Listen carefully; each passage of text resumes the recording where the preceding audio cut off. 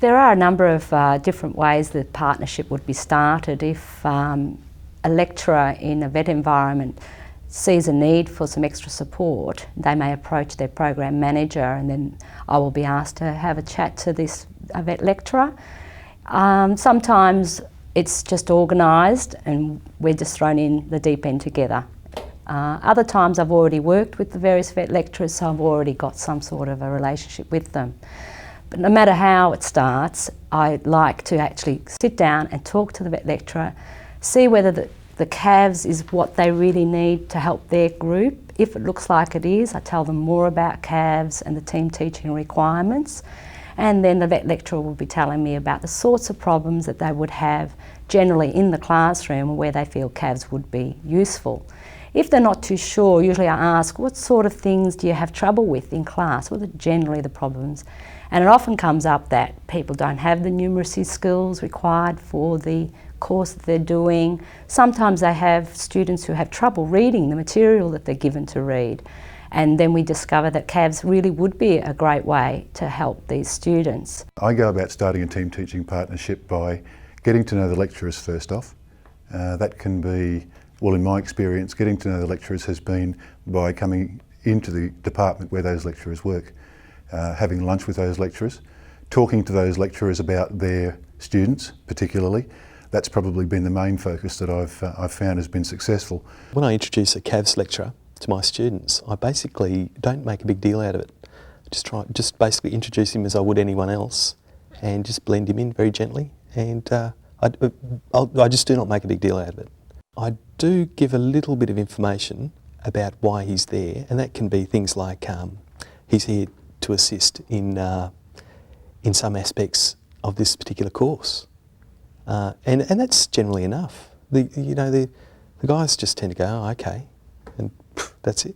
Probably introduce the CAVSS teacher before the students actually set sight on the CAVSS teacher, and let them know that there will be support available. But I tend to keep it very low key and make it feel very normal, as if it's just a normal part of the course, which it has become that, and it is taken that way. The preparation that I do in relation to CAVSS and working with the VET lecturers I work with is to talk to the VET lecturer prior to the lesson, often the day before. Now this discussion will simply involve identifying where the students have trouble. Now if it's a theoretical test, a written test, if it's a theoretical module the students are working on, if it's numeracy based, the VET lecturers usually have a great idea as to where their students are struggling or will struggle. We pinpoint those areas and we discuss different ways that we can go about, including me, to target those areas during that class.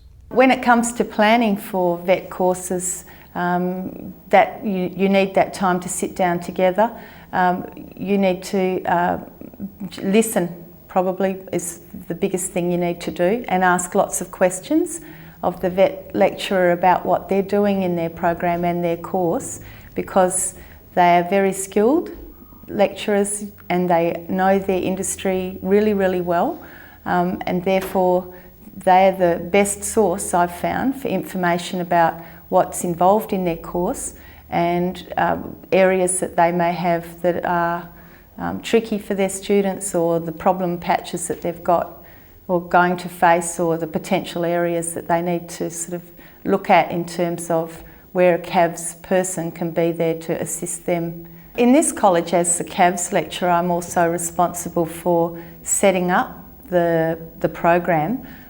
So once you've had those discussions with the VET lecturer and you've determined what the potential problems are, what the areas of need may be, you need to then sit down and focus on how many hours that may entail, work out together the sorts of, once you've determined the sorts of problems the students may have, then you can make the best selection of the modules that are available. So you've got the logistics things to sort out. That involves, for me, doing the role creations and setting up and meeting with the vet lecturer to determine timetabling so that I'm available in the right time slots that's going to suit their needs best, so whether that be in a classroom situation or a workshop situation. So timetabling is pretty critical. That's actually one of the things that needs to be sorted out fairly early on, because in any college time constraints are huge, and being able to organise those is pretty important. The sorts of preparation you do for delivering CAVSS, I usually read through the training package or the module outline that the vet lecturer gives to me as the next bit that they're doing, and then that involves discussion with them to make sure that of what order they want to do things in and what sorts of activities they're running in the room. What for that lesson do they perceive as being the potential areas of problem. In terms of preparing work, there's not a lot that you need to do for that. I do a bit of background reading, but not really. I think it's probably better if you learn as you go, then you can be a student while you're also in the room. Most of the preparation for CAVSS is actually the time spent with the vet lecturer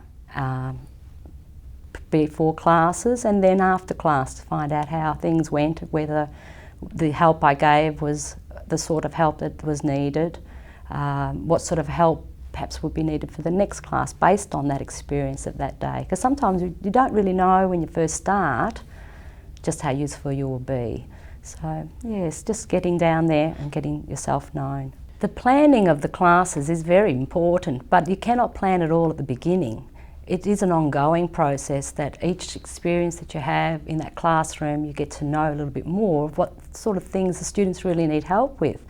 Get to know the students as well, and the shy ones you usually learn pretty quickly from their body language that they are struggling, and they may not have the confidence to ask for that help straight away. So you learn as you go which ones need most help, which areas of the course needs most help. So the planning is an ongoing process and it does require reflection and finding out what worked and what didn't work. The preparation for CAVSS is not like normal preparation where you will prepare for lessons. The meetings with the vet lecturer discussing the sorts of things that are going to be covered in the class is the prep time. Preparation of materials is not the CAVSS teacher's responsibility. The vet lecturer has those materials. There is preparation that I do myself for the class, but not directly related to actually the lesson plan. I like to look at material related to the course so that I can find out a bit more about the course. For example, if there is a learning guide, I actually borrow a copy and have a look at it. I try to learn something about the industry. I try to learn some of the industry terminology. Where I am fortunate, I will be down watching what's happening so I can see how the place is run and what sort of things that the students are asked to do, what the equipment around the place is. I'll ask about the equipment that's there. What's this for? Well, I need to learn about this one. I tend to find that the early stages I'm very much the learner. I don't really know much about the environment or the industry, but I like to learn and I try to learn as quickly as possible so that I can be of most use to the students. In the early days when I don't know the CAVSS lecturer yet, he doesn't know me, he doesn't really know the subject or the students, we tend to plan a little bit more, and it might be the theory side of a part of the subject. It might be, you know, the calcs or a bit of literacy or whatever the case may be, and it'll be quite specific where he comes in and he'll do a certain part of it. But after a little while, and it doesn't take very long, we're talking days, a couple of days, it's just an instantaneous or spontaneous kind of role where the CAVSS lecturer will just spring up and take a bit more of a, I guess, an impromptu team teaching role. It's much better when you can kind of just roll it off in a team teaching, non-rehearsed way of getting the message across, rather than just having the industry teacher talking a whole heap and then kind of finishing that specific part of it and then going straight into a literacy component of it, With regard to sorting out the lesson of what we're going to do, I mean, in the early days, it's kind of nice to brief the CAVSS lecturer if he's not that experienced with the team teaching. But one of the really powerful elements of team teaching is the spontaneity of it. I believe that it can't be. You can't rehearse being spontaneous, of course, and of course the students aren't. They're very perceptive. They know when some things are rehearsed little act. So if you just come out there and do it, and it's deliver the lesson, and there's areas where I'll invite Gordon for a comment, and he'll do the same, but maybe not me. He'll invite comments of the students or clarification, seeking more information to make the literacy or numeracy aspects relevant to the actual subject.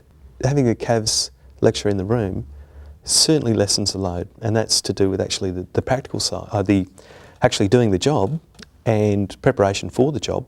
Yeah, I think it certainly doesn't increase it.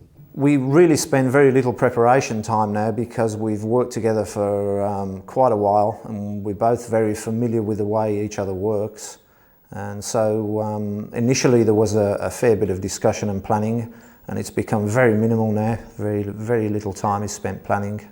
When we go in there, I prefer it to be completely flexible, so that we do have some idea, we have a framework in which to work, but how the content of the lesson goes is completely flexible, and we can change direction at any time.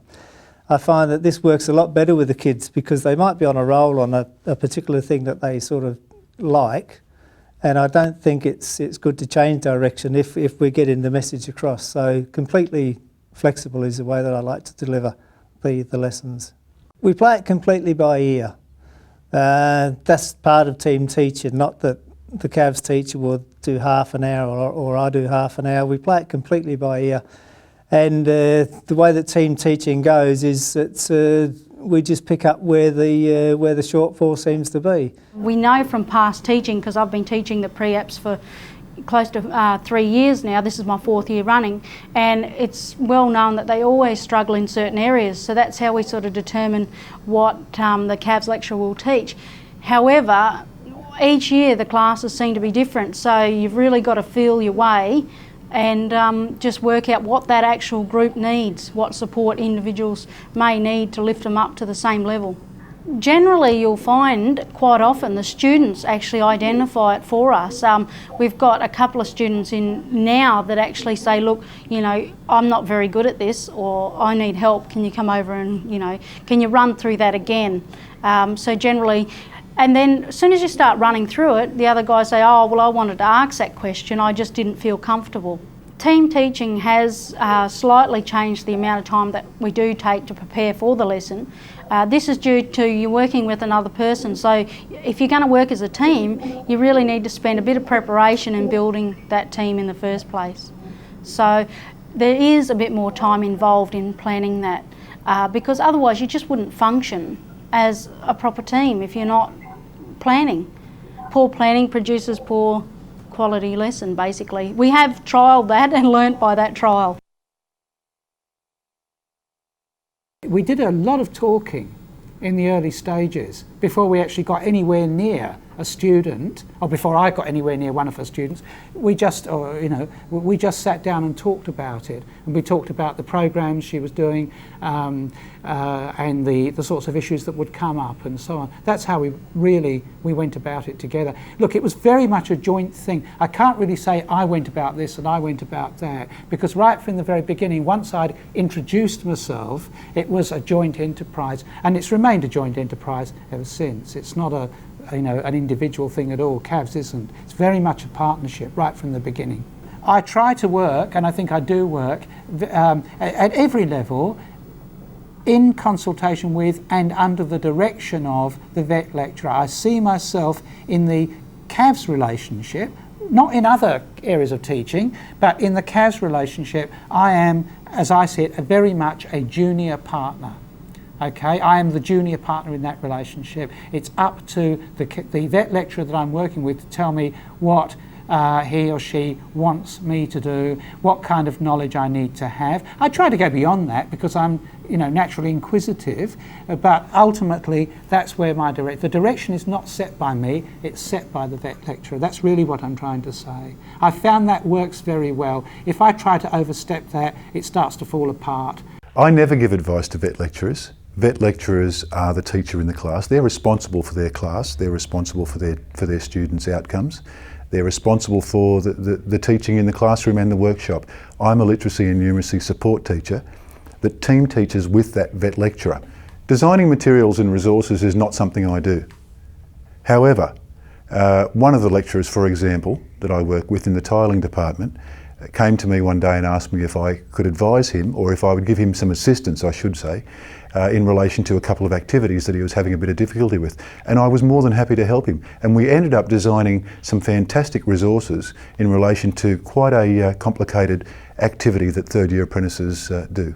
Try really, really hard to make them comfortable first, because if they've come to you, the vet lecturer may feel a bit awkward about that. They may feel as if they're not able to do their job properly. A lot of different reasons. The fact that they've asked for assistance means that you need to be really receptive to the fact that they're maybe feeling uncomfortable about it. They're not sure how the process is going to work.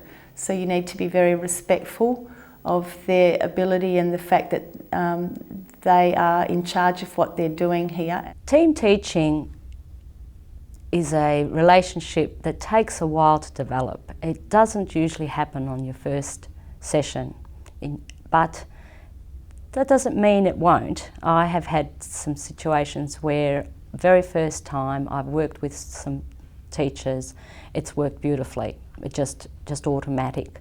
I think it probably has something to do with personalities, experience in team teaching in other fields or other areas.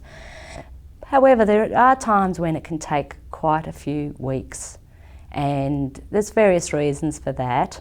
Sometimes the vet lecturer doesn't feel comfortable with team teaching, would rather actually have the vet CAVSS teacher helping students one by one. And what I try to do is to show the vet lecturer where I think I could team teach that part. Sort of after an experience of it in a lesson, I might say, I'd like to have a go at team teaching. Could I do this part next time or something like that? Team teaching for us in the CAVSS process has changed over time. With our relationship, the more it develops, the more closer friends myself and the CAVSS lecturer becomes, the stronger the bond comes in the team. I was just commenting on this issue the other day with the CAVSS situation. I don't know how you would evolve if there was a disagreement between the two, but I guess you'd have to be professional. But if things weren't perfect, it'd be a good idea to, perhaps work with somebody else or give that a go. But once you find your person that you really do well with CAVSS in and develop that friendship, it actually develops because it gets stronger. We find that the kids are more relaxed if they're outside in a practical situation, learning the math skills and the square and the parallel and the like, rather than just sitting in the classroom, because they can directly relate it to how it's going to be when they go out on a building site. And a lot of people, including myself, I find that I can do something a lot better if I'm shown how to do it rather than to try and read through it in paper. In a workshop situation, I find that the CAVSS teachers are really very, very helpful, because if we've got about 8 or 10 in a class and we're doing some set-outs, which involves using some maths, some lineal meters, the 3, 4, 5 system of square and corners and that sort of thing, that's maths as well, which a CAVSS teacher will be experienced with. And we find that when he's helping the students directly relate that to the actual practical aspects of the trade. And they're actually learning without realising that they're learning, because the CAVSS teacher is helping them do that, set that out. and they can see a direct relationship between the maths, the CAVSS teacher, and their career prospects. Having the CAVSS teacher in a practical environment is incredibly useful. Coming from generally speaking, we do the theory first and the drawings in the classroom on Monday or Tuesday or something like that. Then we get out into the workshop, and it's kind of the time when all this theory comes together, and it's an important part for the CAVSS lecturer to be involved in. It kind of makes it real, and if the CAVSS lecturer doesn't get out into the workshop, it is not necessary that he actually does anything, and that's a bonus if he does. That's really quite something. But to be out there, to get a little bit dirty, to understand and see what the students are doing, and really allow them to explain to the CAVSS person the stone process, for example, how to cut and shape things straight. It places some value. It also it allows the students' skills to be recognised by the CAVSS lecturer, and of course this is very, very powerful stuff. This is it's finally giving the student some recognition, if you like, for what he knows, which makes the learning process a whole heap easier.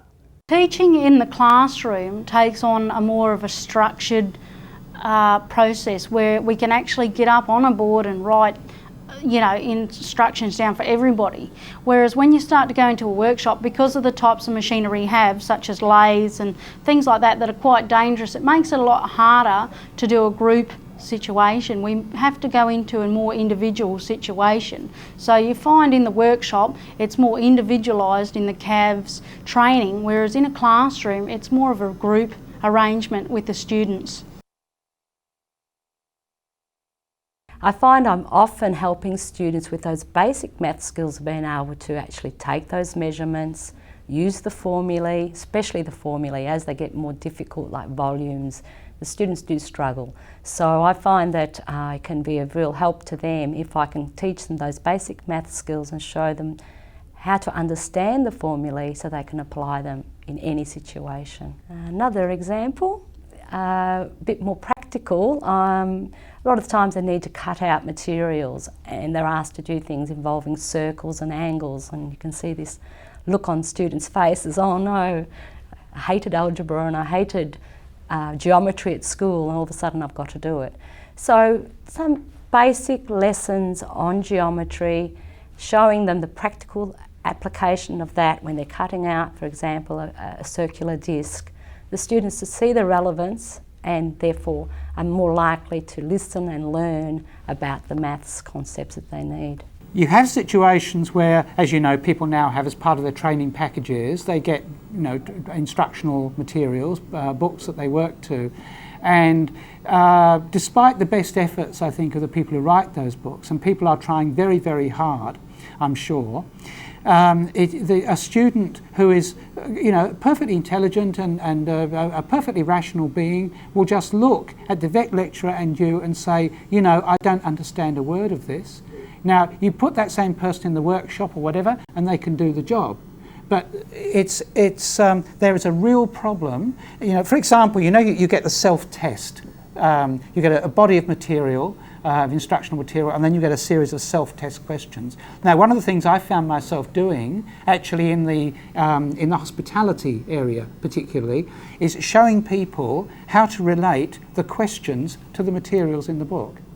Now, people might say, oh, you know, anyone can do that. Actually, it's when you sit down and analyse what's going on, it's quite an advanced skill for many of these people, some of whom, in spite of the fact that they've left school with, you know, they've done their year 10 and so on, they're still having problems with some areas of comprehension and so on. So I find that really very rewarding, that area of teaching. Just helping people to understand instructions, sometimes workshop instructions, you know, what you're supposed to do, safety instructions, things that might save somebody's life or limb at some stage. You know, you can't take anything for granted. You can't assume that people will understand a chart a set of instructions, a set of instructional materials and so on. And you also can't assume that this person will necessarily let you know that that's the case. Examples of what I do and how I teach. I'm currently involved working in hospitality. There's with a group of students there. Their vet lecturer is at the moment trying to get them through understanding how to do budget preparation for a big hotel chain. So it involves looking at costs and profits and losses and what's revenue and what's expenditure, and then adding those up and creating spreadsheets for 12-month period for the running of a business. Now involved in that and embedded in that, there's a lot of maths concepts, and principally the students were having quite a bit of problems with understanding how percentages worked, and they needed to be able to do that, because if there's 80% occupancy of a hotel, well, how many rooms is that? And how many people will that be? And adding on costs, there's percentages involved. So my role in that situation was to go and try and unpack percentages for them to make it simplistic enough that they understood the part of percentages they needed to do to achieve the budget. As far as literacy side of it goes, they've got to be able to write reports. If we're going to go in the workshop, they're going to have to do things like job instructions to be able to operate the machine. What's involved in that? We've also got safety instructions and determining manuals and things like that for repairing things. So as far as that, there's some complex information that they need to work through, and quite often the terminology, a lot of the students struggle with that. Some of the problems that the students have when they come to us, it varies. A lot did grasp the maths when they were at school, but more didn't. And because we find that because they didn't grasp them, they were sort of, maybe this is not a criticism of the high school teachers or anything like that, but we found that if the kids wouldn't ask the questions, they sort of were left in, what can I say, left behind, and the rest of the group sort of carried on in front of them, and the more they got behind, the worse they felt about it. Some might have, the behaviour that some might have come out with because of that situation might have been disruptive. But I find that a lot of the kids even have problems with just reading a normal tape measure and lineal meters, which is just length. A lot of the kids, 80% of the kids, have problems with square meters, and even more so have problems with cubic meters. They just can't relate that sort of situation to a work sort of situation until they get out and do it. But yeah, varying degrees of problems, starting from the very, very simple problems of reading a tape measure to lineal meters to up to the more complicated square meters for them. Some of the problems that my students face in getting through their trade studies, the biggest one I guess would be maths, and within that would be square meterages. It tends to be a common stumbling block for a lot of the guys. And there's heaps of different ways to try and explain it to the fellas. But the best I've seen yet in the CAVSS model is Gordon taking the guys out and actually measuring up rooms or measuring up classrooms, getting the guys involved.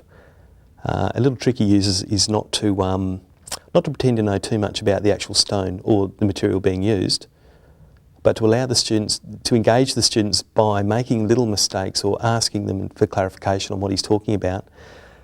It kind of involves the students, and it's almost like that's his foot into it. You know, he can then start using that language that's been volunteered by the students, incorporating it into, you know, like a string course or a wall of fascia stone or whatever the case may be, and you know, getting that little foot in, so that the students understand a little bit better on how things work. It gets that. Sometimes when you're talking maths with students, they just glaze straight out. They just think it's all too hard. They've done it before, they've tried it before, it doesn't work. They don't understand. But I've seen the CAVSS lecturer quite skillfully weed it out of the guys and actually get some positive results. I've seen it time and time again. And it really is through allowing the student to contribute information, I guess. It's not being an expert on everything, or the CAVSS person not pretending to be an expert, not pretending to know everything, though he does know one small part of it, but making the student realise that they really know it anyway. And this is just how we put it together and make it look good. Maths, with literacy, with all of those things, it's really important that it be relevant to actually what the guys are doing, of course. Otherwise, it's maths for maths' sake just doesn't work. The ways that a CAV lecturer works differently to possibly your more traditional approach of teaching is that, well, firstly, the CAVSS lecturer is not the sole teacher in the room. That CAVSS lecturer is only half the team, half the teaching effort in that room. That makes for a much different dynamic. It makes for a much different way that the students perceive that teacher. If you are to go in to that classroom, work with that vet lecturer, work with those students with a sincere and honest approach, and be willing to be seen as a learner, be willing to be seen as one of the group, if you like. Be willing to be seen make a mistake. Be willing to be seen by the students as someone that they can genuinely and honestly trust. To build rapport with students, you need to act or not act like a student. You need to be prepared to put yourself in the student's position. I actually sit with students in the classroom when I go in. I don't usually stand out the front or perch on a desktop. I'll just drag up a chair and sit down at one of the desks and be a student. I will, even in class time, if there's something happening that I don't know about, that information that I haven't figured out, I'll say, oh, excuse me, I don't understand that, could you tell me again? So becoming a student is really, really important.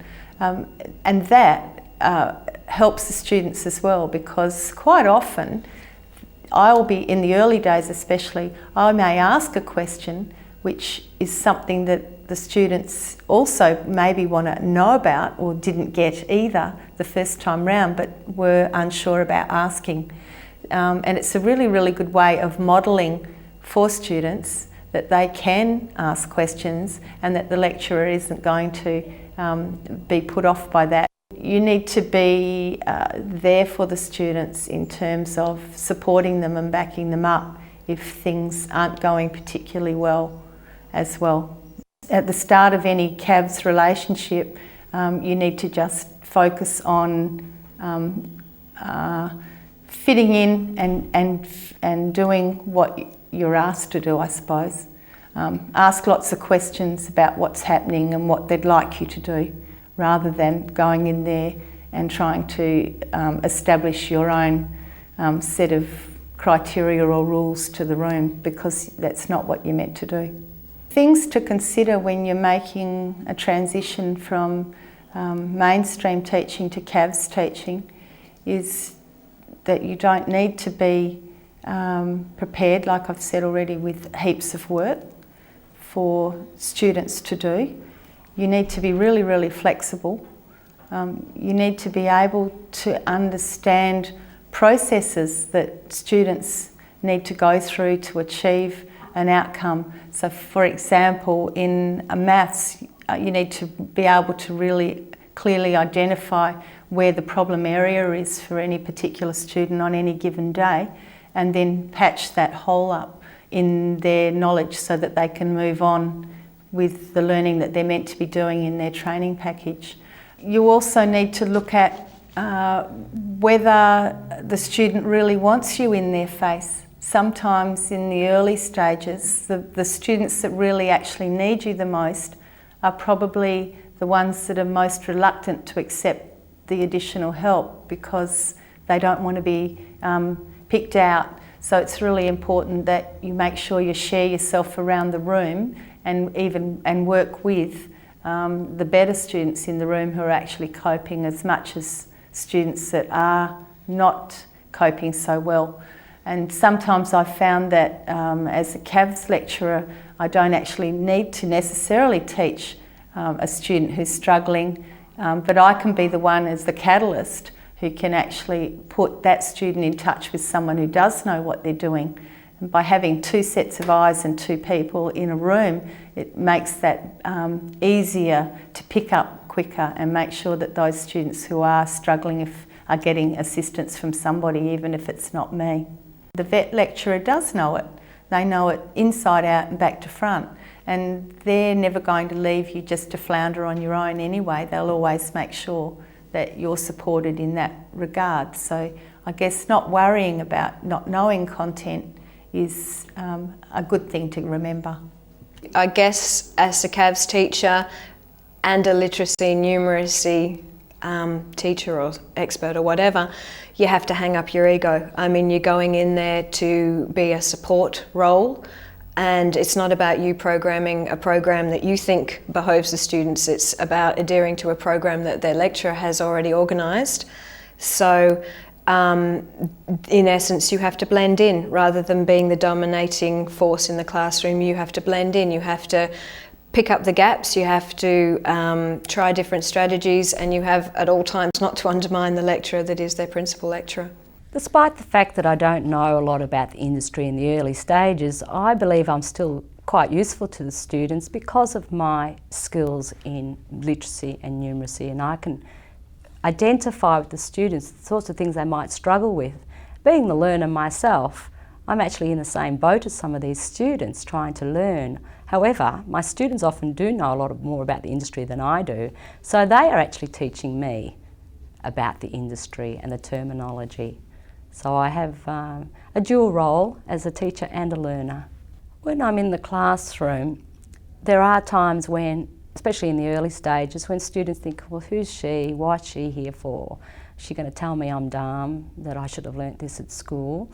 So I'm aware of this and avoid any conversations that would lead down that way. My main thing is to show that it's students, I'm there for them, to help them, and to admit if I don't know something, so that I don't sort of come across as, oh, she's a know-it-all. And I think the students respect that. They see that I'm there to help, and then when I give help, it's the sort of help they need. It's relevant, to the point, right on the spot. And that doesn't take long then for the students to respect you as their teacher, as someone there who's there to help them with the course that they're doing. It's not because they're dumb, it's a tough course, and a lot of students struggle. And with that extra help in the room, they are going to have much better chance of succeeding. Becoming part of the VET team, it is an important part of being useful to the vet students, because you need to feel comfortable and familiar with the surroundings. I've been fortunate because I've done most of my delivery of CAVSS on the campus that I work in, and I'll wander down to the horticulture shed, I'll go down to the workshop and go see what's happening. I'm also involved in other courses, so any opportunity I have, I'll be down there with my students. Being involved in small ways, like just having a cuppa in the staff room, just being seen, but so people know who you are. This is, I feel, even more important when you, as a female, going into a male-dominated environment. If they're not used to seeing a female there, then it's good to sort of get down there and just make yourself known to the students as well as the other vet lecturers, that they see this female turning up on occasion, and then when you turn up to class, you're not so much of a stranger. Teaching CAVSS is quite different from teaching in normal, for example, general education courses. One of the main things is I am not the main teacher. I am there to help and support the teacher and the students in that class or in that workshop. So for me, there's been a real change in who's in charge of the class, and what I teach is driven more on the needs for at that time for that class, rather than something that I've prepared that I think the students should know. Building a rapport with the students is important, as it would be with any client group you have in any industry. I like to find out a bit about what the students' goals and aspirations are, like why are you in this course, what sort of experience do you already have, and a lot of them already work part-time in the field that they're interested in. I also like to find out what their hobbies and interests are, because usually when they first turn up to class, that's what they want to talk about. So nice to sort of have a chat. We talk about our favourite music, football team. Look, I think with a CAVSS teacher, it's more about the CAVSS teacher fitting into the context of the course, being comfortable with the student group. I must be blunt and say that not all typical school teacher types may fit into our situation. We're very fortunate that Lynn fits comfortably and has worked with the same sort of group extensively in other areas, so it's just worked wonderfully well. The tips that I would give to a CAVSS teacher that's coming into the classroom would be to be completely flexible with the kids, so that they're working within a framework, but it doesn't have to be down a direct route. To be completely flexible that way, and not to talk down to the kids, because I feel that from my impressions of the past is that if you start talking down to the kids, you put up a barrier which is a them and us barrier, and that's probably the same thing that they had at school. And that's probably why they're here. A lot of them are here learning a trade because of those barriers put up, and it maybe has stopped them progressing through their academic studies. So in the classroom, when I take a CAVSS teacher in there initially, it's probably better for them just to sit back for a little while, just to get hold of the situation to start with. And then they will pick it up. They will ask questions themselves, and they will soon pick it up. So it might be foreign to them because it's a trade that they obviously wouldn't have any training in, but because they just use their basic skills of literacy and numeracy, and they've got a good understanding of the communication process, I feel that they don't have any problems with it. CAVSS teachers that are coming or entering the industry, being the vocational training sector, that probably don't know a great deal about stonemasonry or bricklaying or plastering or any of those things. That's probably, I think, one of the most powerful parts of the learning process for the student, because it's not just another expert thrown into the classroom. I guess I can understand why some teachers might feel a little bit behind the eight ball walking into a classroom and they don't know the subject. But that's great. It's really a good thing to happen. There's a lot of positives from that, and of course you'll learn as you go. But it's a real leveller when you start off with this group of stage ones, and you've got a new CAVSS person in the room who doesn't got a clue about anything, but is a professional teacher, of course. It breaks down a whole heap of barriers. It's a real equaliser, a real leveller, and the students will help. They like the idea, generally, of not having another so-called expert in the room, but someone they can bounce ideas off, someone they can seek clarification from, someone who's not afraid to ask stupid questions, because that often happens. Well, they're not stupid, the questions. It's not, you don't have to know everything, just surrender and allow yourself to go in and be filled with all sorts of new ideas. And your expertise will be called upon as soon as. If most things we do have a literacy and numeracy background or content to it, and that becomes extremely obvious in the first hour of stage one. And it's to not know a great deal about the theory or stone or what makes up stone or how it all fits and goes together is not a bad thing. It's a good thing, in fact, I believe, because the students often know somewhat about it. It allows the students to, again, be recognised, I guess, for what they know a little bit about, and it sometimes allows that transfer of information to happen, where the student can volunteer and tell exchange that first bit of information, because you've got this doughy CAVSS person who knows nothing. So that can kind of be quite useful. It's important to be accepted within the group, otherwise you're going to get all sorts of barriers thrown up against you, which is always tough. Once they're up, it's hard to get down.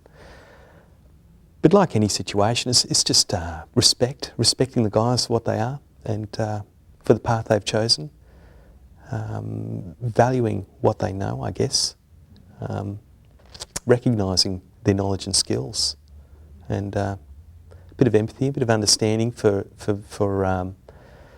this certain parts of the subject they may not be able to get their heads around, and just understanding that, I guess, and not really placing huge expectations on the fellas, keeping everything relevant rather. I guess what I'm trying to say is to just approach people like you would any other thing. Don't try and take charge, don't try and be the leader, don't just muck in with the group. Respect. It's really what I'm saying. As a teacher and a trained person who's been teaching for a long while, we find it very difficult to sit back and not feel responsible or guilty if we're not racing around furiously getting work prepared and having a heap of things ready for a class to do. And I guess being comfortable with the fact that that's not what you need to do when you're a CAVSS lecturer is probably the biggest obstacle as well. You need to make sure that it's okay, and it is okay, not to have to go and prep stuff. The tricky part about it, and also the most exciting, is that you have to fly by the seat of your pants a fair bit, and that the teaching you're doing requires a huge range of experience, and being able to then isolate, pinpoint and pick out problems as they come up and then be able to solve them almost on the spot. They're looking for someone who's not going to be judgmental about them or their course or the way things are happening or even their students. Someone who is able to maybe unpack the little tiny progressions that need to occur in any particular maths or literacy skill that they may be dealing with, so that those holes in or the gaps that students may have can be quickly identified and rectified. Advanced communication skills. I think being able to communicate genuinely and honestly with your students, I think being able to communicate before, during and after training or teaching with your vet lecturer are most important. I suppose flexibility is a priority because you really need to be flexible to adapt with what's going on in the room. It can start out with, yes, we've planned a great lesson, but it soon turns into maybe, oh, okay, well, this area needs more work. So you can really start out with one point in mind and then the lesson plan goes out the window. So therefore people who are going to be CAVSS lecturers need to be flexible. They need to be approachable and they need to be genuine. As in genuine towards the students, towards the vet environment, and try and remember that the vet lecturer is the content expert and, you know, they're really there to help the students at the end of the day. Skills a CAVSS lecturer you would hope they'd have would be, I guess, just a good sense of humour. Very, very important to get through the day. Being open and being flexible, being able to handle change at a moment's notice is a big one. I guess, yeah, sense of humour is hugely important, and keeping it relevant. You know, keeping the guys engaged, remembering, of course, they're adults. The CAVSS teacher needs to obviously be able to quickly identify the shortfall in the student. So obviously that's the priority is to help these students achieve. But also I think just the ability to fit into that group comfortably, not to be seen as a traditional school teacher type, but just as someone there to give on-the-spot assistance in a friendly and hopefully an informal sort of manner. The students, because they know that there's two people in the room that can help, they don't have to wait so long, but by the same token, they become more receptive to asking for help. I think because they know that they're going to get it almost immediately from either one of us. So therefore, they are, it encourages them to not only help seek assistance from us, but to work together as more of a team. Because, I mean, they see that team thing happening with Mel and I as well. The students, I don't think, nowadays in our college even are really aware that it's not just a normal thing. The team teaching situation with the CAVSS has definitely changed the environment in the classroom. It's actually lifted the actual performance of the students. The students participate a lot more when the CAVSS lecturer is in there, because they know that there's not just one person to hear their opinion. It's more of a, there's more than one person willing to listen to me. I'm now interested, is the attitude that a lot of them take on board. When the kids see that there's two people up front of the classroom working as a team, communicating very well, getting on very well, and teaching the whole thing as a combined effort, then that sort of gets onto the kids as well, that the way to get anywhere, the best route to get to somewhere is if someone can help you do it. And I find that sort of teamwork approach that myself and a CAVSS teacher do also reflects on the kids as well, and they're more communicative with each other because of that. Student responses to having a CAVSS lecturer in the room have all been positive. Often they'll request the CAVSS teacher in the room for a whole host of reasons. Often it's not just to be helped with a particular problem, but they enjoy the dynamic that happens when there's two lecturers in the room. They have this, it's almost like that they suddenly have permission to speak, and they're not going to be ridiculed by their mates for not speaking. It's an easier way to engage the students. It breaks down that formal barrier, if you like. You have two guys and they're interjecting at any time they like, relevant to the course, of course, but it does encourage students to participate. And Gordon might be going down the wrong track, or whatever the case may be, or there's a better track to go down.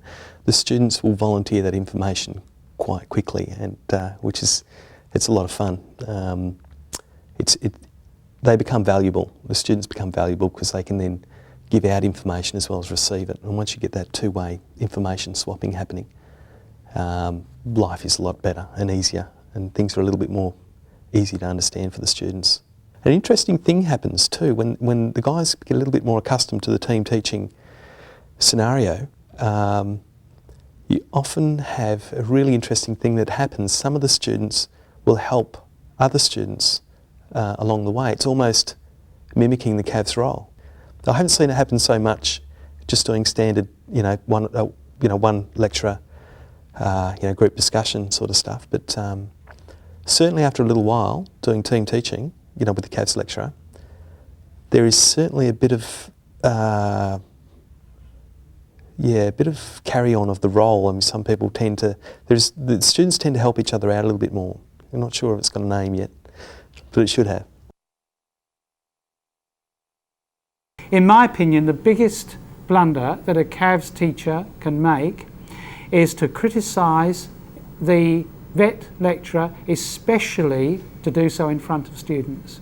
I think that is a no-no, absolute no-no. Well, it'll get you out in no time at all. I mean, people won't tolerate that, and quite rightly. It'll get you a shocking reputation. It's rude anyway. You're not there to do that. You have to remember why you're there. You're there to provide help and support, literacy and numeracy help and support. You're not there to correct the vet lecturer. You're not there to demonstrate how superior you are to that person, how much more knowledge you have. That's not why you're there at all. You're simply there as the junior partner in a very important relationship. Biggest mistake a CAVSS teacher could make, to presume that they're doing the CAVSS, the lecturer, the principal lecturer, a favour, and whilst in there with an attitude like, you're lucky duck, you've got an extra teacher for the session. I think the worst thing that you can do is be patronising or arrogant. Presumption would probably be the worst thing, presuming that you've been asked in because they're not coping or they need an extra hand, when in actual fact you're going in there to pull the best out of the students, and that's all there is to it. I think one of the biggest mistakes that a CAVSS lecturer could make would be to go into the classroom with a mindset of thinking that they are in some way more intelligent, more clever, more in control, that they're going to possibly teach these students something that they didn't learn at school and that they needed to. I think other mistakes a CAVSS lecturer could make possibly are seeing themselves in some way as being better than the lecturer that they're working with. There's a lot of traps for CAVSS teachers, and I think one of the biggest mistakes a CAVSS teacher could make would be to go into a class with an attitude that I'm here to fix it all, I'm the expert and I'll be able to solve all the problems that these students or the vet lecturers ever had. And related to that, it would be the attitude that the vet lecturer is obviously making lots of mistakes, that's why he needs me, and I'm going to set him straight and I'm going to show him how to teach. I'm the model teacher.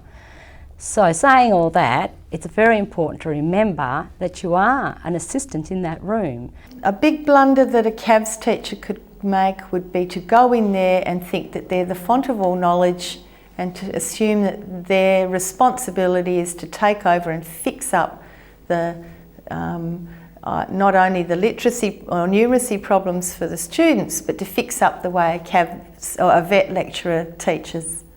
And I would say that would have to be the biggest faux pas you could ever make, and the biggest way to kill off any thought of CAVSS ever being successful. The worst thing that a CAVSS teacher can do with the students would be there's a couple of things I would say.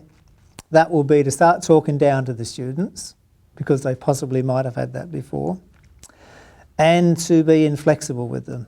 Flexibility is the one thing that they have to have if they're going to work with the students. The worst thing a CAVSS lecturer could do in a vocational environment, I think, would be to devalue somehow what the students are doing or their trade. It's really important to be 100% supportive of whatever trade the guys are doing. I think the biggest mistake a CAVSS teacher could make is to try and isolate the maths and the literacy and numeracy from the course content.